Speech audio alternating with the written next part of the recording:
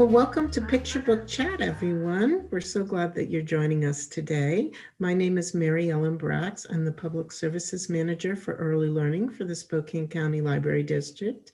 And today I have with me Sheri Boggs. Hi, Sheri. Hi, Mel. Good to see you again. Yes, why don't you tell people what your job is? What I do, I am the Youth Collection Development Librarian for the Spokane County Library District. I'm a buyer, and I get to see all the new picture books when they come in. I take a look at them and just think, what could we? Would this be good for story time? Would this be good for one-on-one?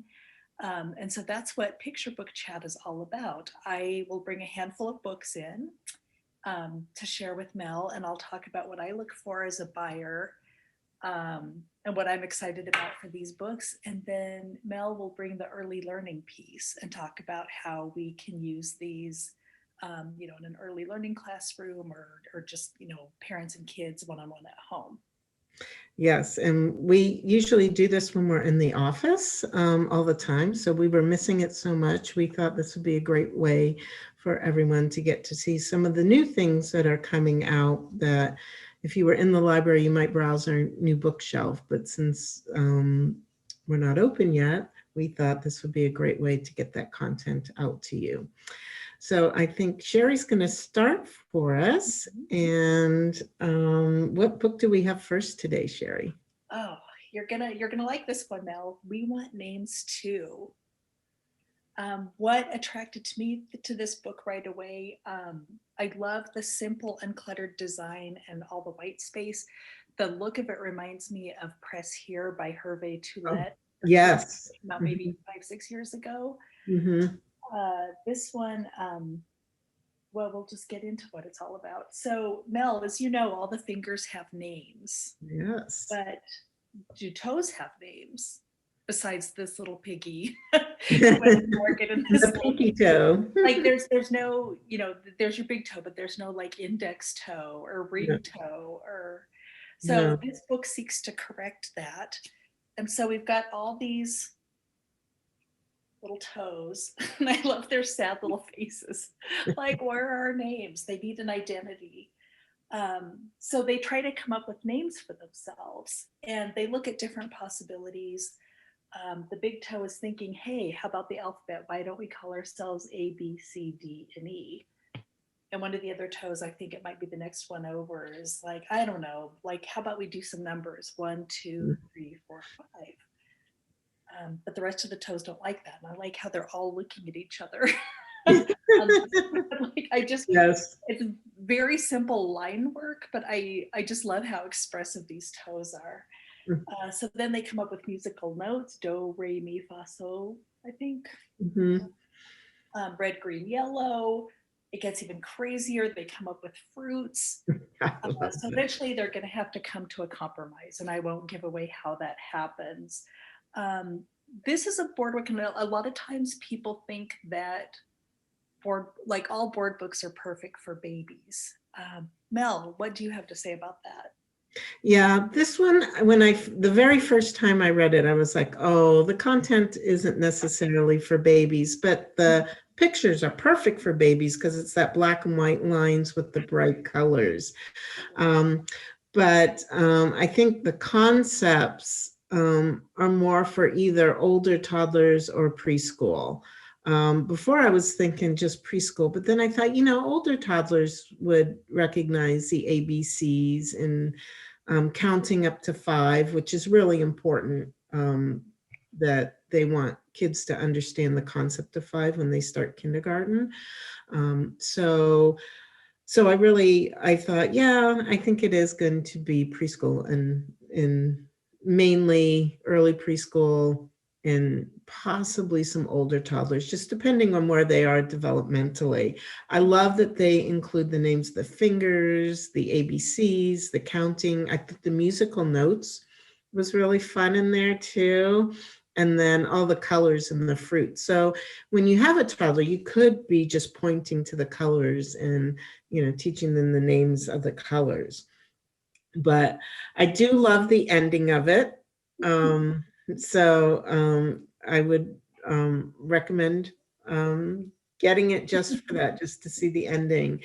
But, you know, there's a lot you can do with this when you think about different activities that you can do to support the learning in the book. You could do lots of counting with 1 through 5. Like I said before, it works with kindergarten readiness skills that they know 5 really well, that not only can they count to 5, but they know that one-to-one correspondence, where if they see 2 as something, that it's the same as the numeral 2. So, and then just the fact that they can, it's called subitizing, when you look at something and you know how many are there without having to count them out one by one. So I think that works really well on that front. You can do all sorts of color activities. I mean, just the colors in this are just so bright and fun. So, I mean, you could do all sorts of color activities. What's your favorite color and why? What color would you like to be and why? So that's a different perspective on it. And then the musical notes, you could have a lot of fun singing do, re, mi, fa, so. And I mean, of course, the first thing I think of is The Sound of Music, you know, do, dear. So anyway, I won't get into singing because that just goes down a whole nother rabbit hole. But you can have a lot of fun with that and singing and putting together some songs that do, re, mi, fa, fa, or so, la, la, whatever, and have really a lot of fun with that. And then you could use the fruits as a jumping off point for a nutrition unit. So I feel like there's, even though this is a tiny little board book, there's a lot that you could use it for and have some fun with it. So yeah, not all board books are created equal. If you think they're for babies and toddlers, a lot of times publishers will take a full-size picture book that's meant for preschoolers and shrink it down into the board book, which, I mean, yeah, the little ones can hold it and manipulate it, and you don't have to worry about the pages tearing. But on the other hand, they wouldn't really be able to sit through that long of a story.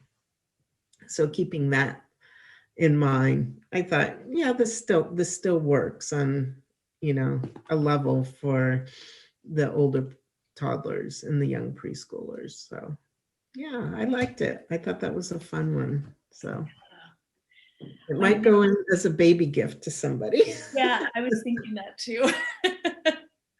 You know, like you could even play with the toes while doing the musical notes. Like, oh yes, definitely. Or counting even, you know. Yeah. Yes. The next one I've got is Princess Arabella at the Museum. This one, if I remember correctly, this was a customer request. We have some of the other Princess Arabella books in our system. Oh. I don't think I'd caught this one. Mm-hmm. I'm so glad that they recommended it. Just this cover is so bold. I was so excited. I love that her dress is like a Mondrian painting. I love the little circles of her hair puffs. It's so bold and so engaging. And I just love these shapes and the colors. So that was exciting to me, just, you know, kind of at first glance. But when you open the book, you see all these different artists. And yeah, I love that. Yeah, I love the end papers. Yeah. Exactly. So right away, you know, there's going to be things to look for in this book. So it's Princess Arabella and her friends, and they're going to the museum and they're going to be interacting with the artwork. So there's going to be sculptures to look at and sometimes paintings. And I love this book. Like, all the kids interpret the art in different ways. You know, like some think this is a cage, some think it's a spider. They see themselves underneath it and think that they're like the spider's babies. So it's really playful. I love the sculptures that they chose on some of these spreads. Like they're really child-friendly works. Some of the artists that you see on the end papers and in the beginning of the book end up being sort of tour guides for kids, like on this page. That. Oh, I didn't even notice that. So yeah, well, I didn't. There's on the front page, there are 5 artists, and it's not on the papers, it's like on the title page. And I was like, I don't know who any of these artists were. So I Googled them, Oh, and I thought, that is so clever. I yeah. just love that, because I noticed this woman in the like head to toe black, and I was like, how come I never see her on another page? So it's kind of like they're taking the kids through and then handing them off to the next artist, Uh-huh.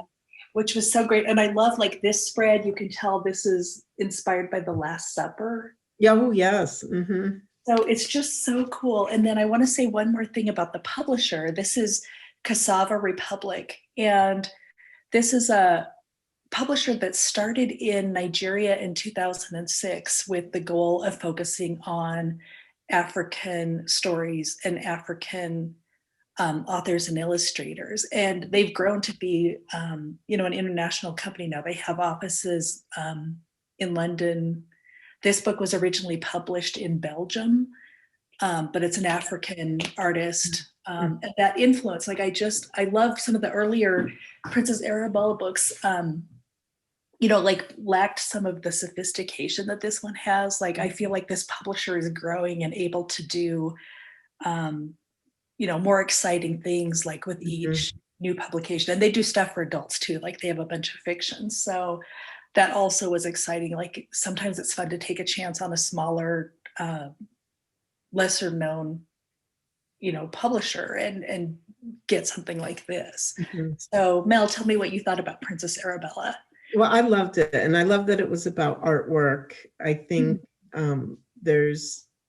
the art theme is just really fun to use with kids and to get them to appreciate art and kind of get over the not everyone can do art, that you have to be an artist.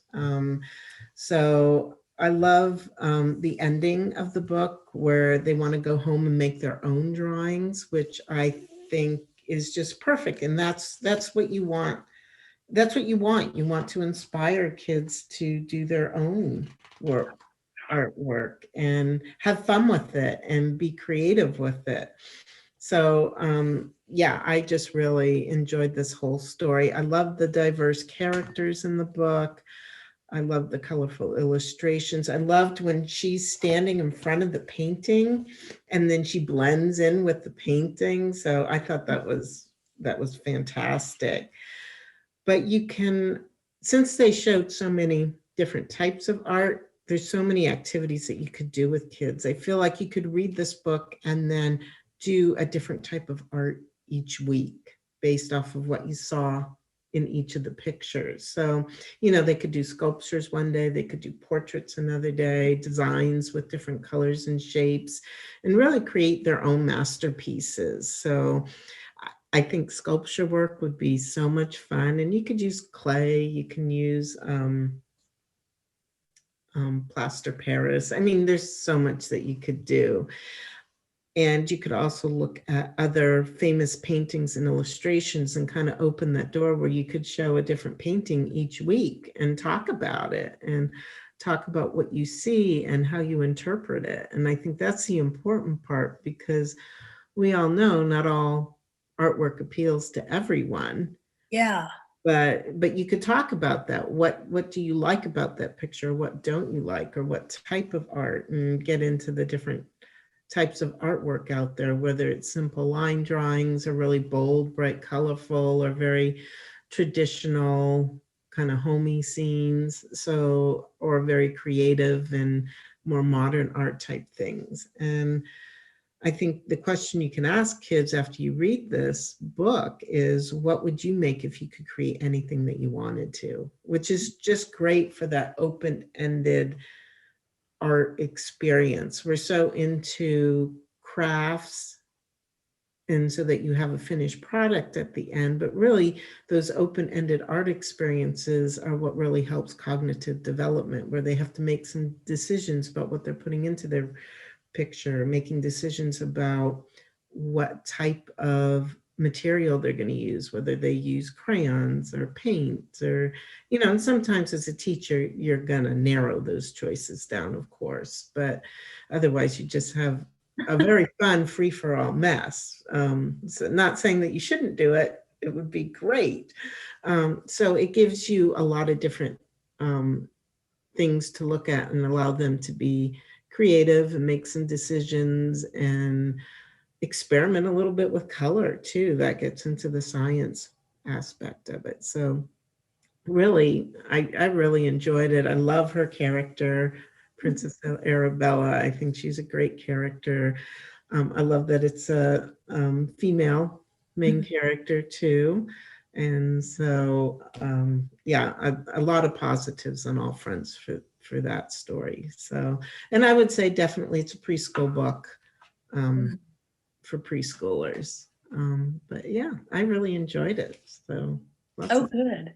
Yeah, one thing I was thinking of as you were talking, and you touched on it a little bit, like this book models how it's okay to like what you like. In several of the cases, one kid will really like the piece of art and another kid will be like, I don't see that at all. Yeah. And I think it's practice for kids, when you're looking at art, there's no one right way to look at it. And you don't have to like what your best friend likes. You can like things that are different for different reasons. Yeah, so it would be a great introduction if you were doing a trip to a museum. Yes. Too. So, and how many times have you been in a museum and you kind of look at a painting and then you put your head going, what? So yeah, I thought that was a great introduction if you were doing a field trip to a museum too. So you could actually use this for older students too. Yeah. Yeah, or I was thinking of the sculpture park in Seattle too. That would be a lot. Oh yeah, that would be a lot of fun too. Like a story walk or something. Yeah. Yeah, definitely. Well, I'm going to move us along because I'm really excited about our next book now. Oh, yes. You know which one it is. Yes. So this is Brenda is a Sheep by Morag Hood.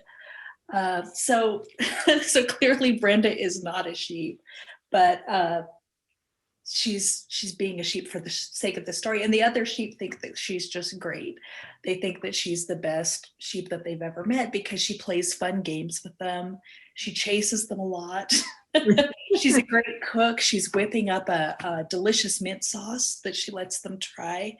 So that's the premise of the book.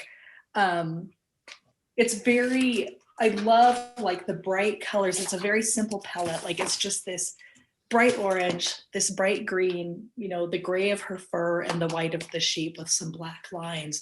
So I think in Storytime, even though some of the figures are small, I think this will be easy for preschoolers to focus on.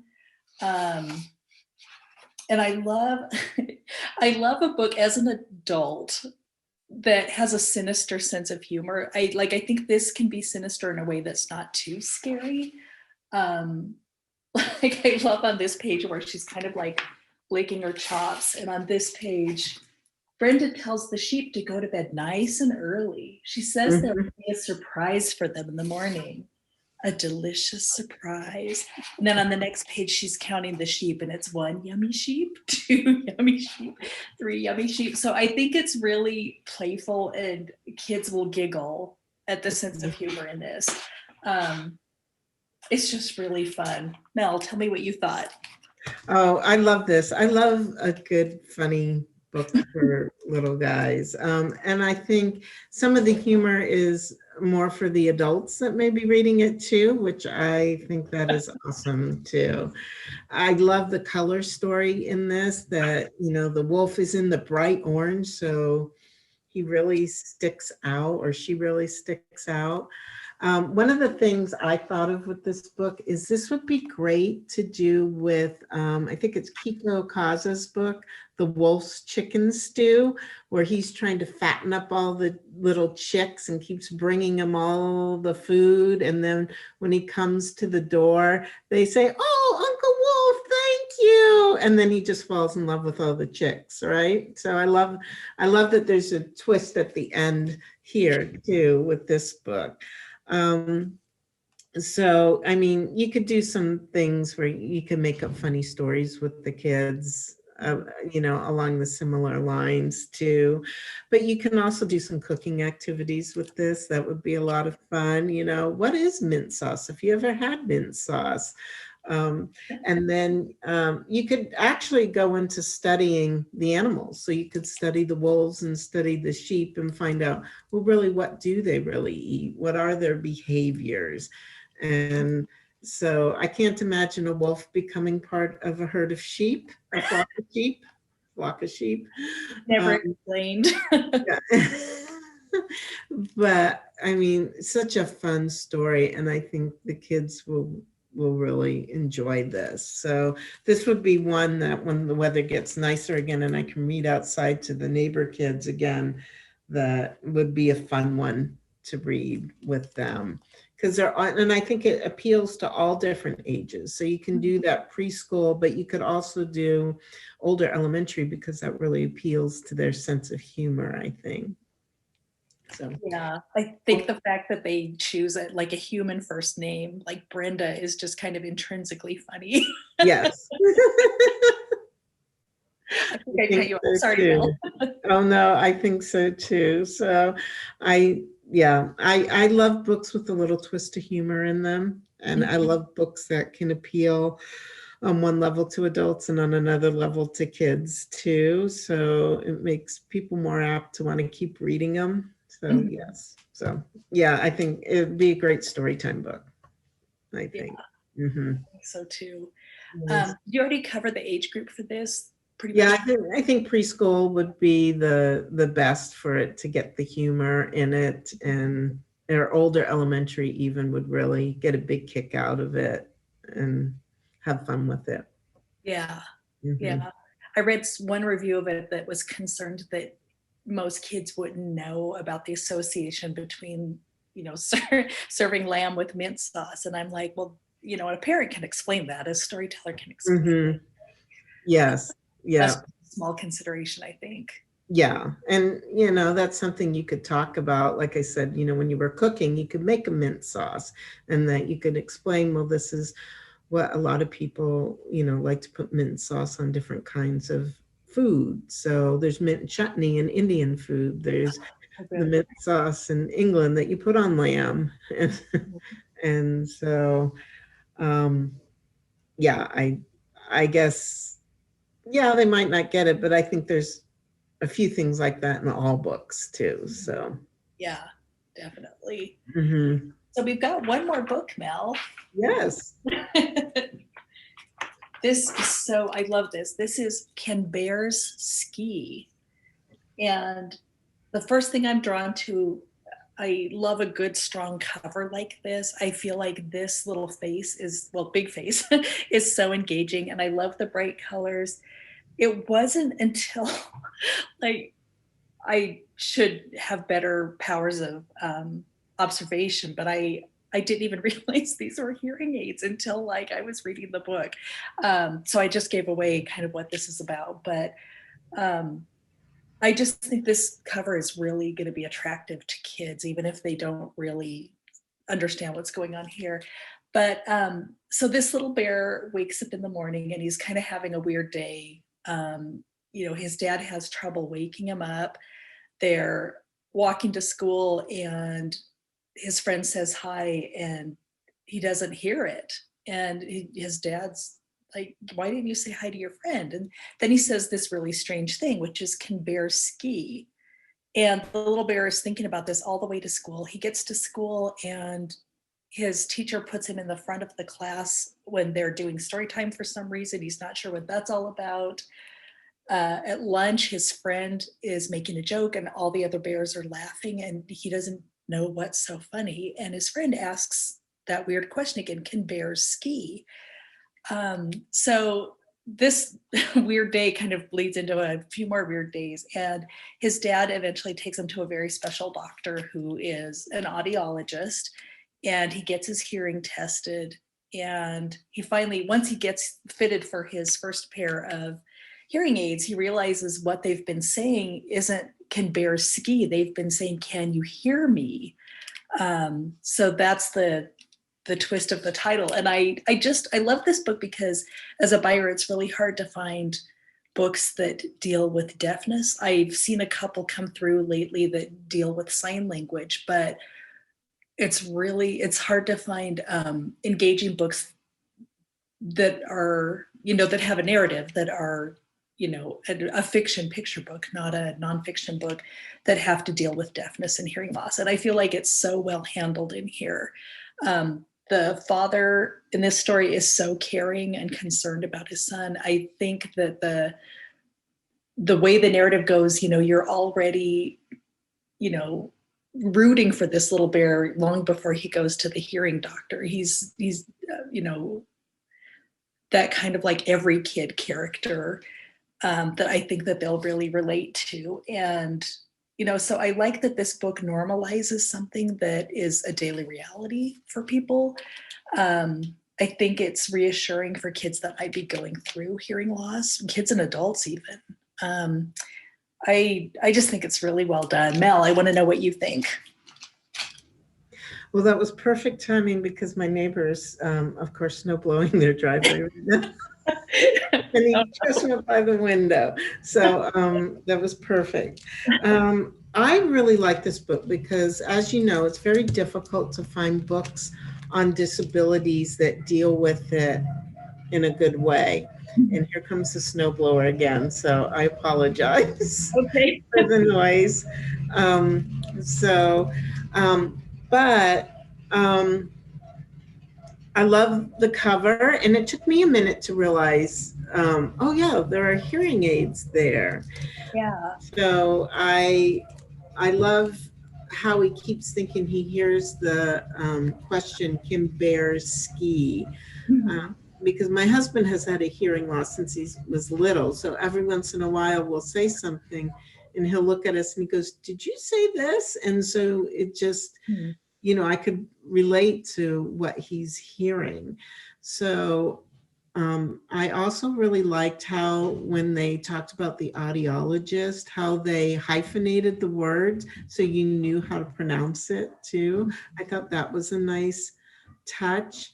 I also like the 2-page spread where he's reading in bed with Dad here.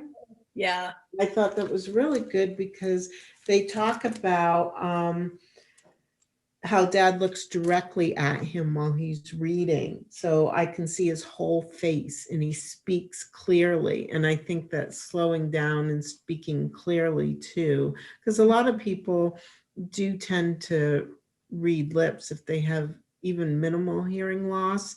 My husband's great at reading lips. So if he can't see that, it makes it harder for him to hear. But they also say, I can feel his big voice and see the words on the page. So I followed Dad Bear's fingers. So, I mean, there's just some neat little, I think, hints when you're reading to kids in here that you're following and you're pointing to objects as you're reading. And then at the end it says, can you hear me? Says the moon. So I really like that. So I thought this was a good read aloud even for a classroom who might have a child who's hard of hearing in the classroom. So because there's lots of good hints about, standing close by, looking straight at them when you talk. And those little hints can be very helpful for anybody who has a hearing loss. But I think you can also talk about times when you've had trouble hearing also. So if there's, say, somebody snow blowing by your house at the time, or, you've got dogs barking in the background, or there's just a lot of, you're at a place where there's a lot of people and there's lots of noise going on, how much harder it can hear that. And you can talk about, well, that's how it's like for people who have trouble with hearing, and there's varying degrees of hearing loss too. So I thought this was a much needed book for our collections for kiddos that might have a hearing loss. So it's really hard to find those books that deal with the subject on a really nice level and can come up with a nice story around it too, and wrap it into the actual whole package of the book. So yeah, I was a big fan of this, and yeah, would recommend it either for a classroom or one-on-one. So, and definitely preschool age and Yeah. older is what I would recommend it for. So, yeah, I mean, the illustrations too are great. So it really captures kids' attention too. Mhm. So I found a lot of things to like about that book. Yeah, me too. There's, I don't have it with me, but there's a recent release called I Talk Like a River, and that has to do with stuttering. Yeah. And so I love that these two books have come out recently because you could even pair them.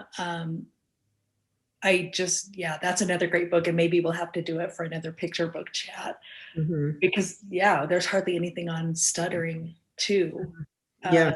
And so I love that publishers are taking a chance on